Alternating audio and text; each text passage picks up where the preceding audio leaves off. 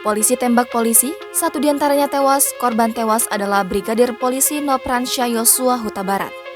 Kasus polisi tembak polisi terjadi di rumah dinas pejabat Polri. Insiden penembakan Brigadir Yosua terjadi pada Jumat 8 Juli lalu sekitar pukul 17.00 waktu Indonesia Barat. Brigadir Yosua merupakan warga Jambi, tepatnya di Kecamatan Bahar, Kabupaten Muaro Jambi, Provinsi Jambi.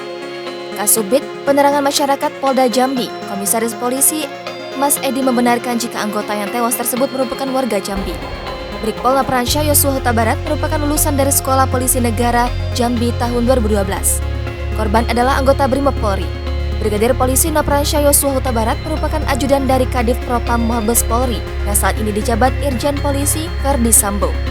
Keluarga korban bernama Rohani Simajuntak menjelaskan bahwa Brigadir Polisi Yosua sudah bertugas selama 2 tahun sebagai ajudan pejabat Polri.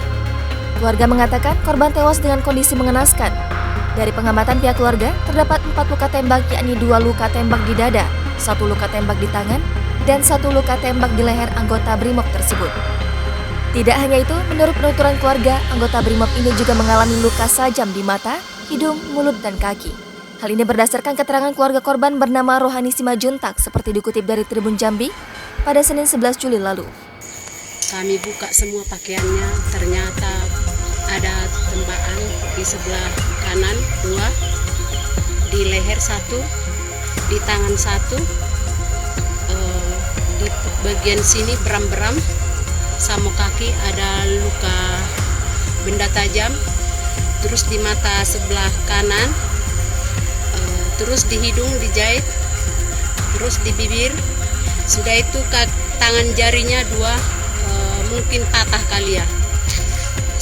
Ada luka juga di sini di tangan kiri. Jangan lupa subscribe, share, komen, dan like ya.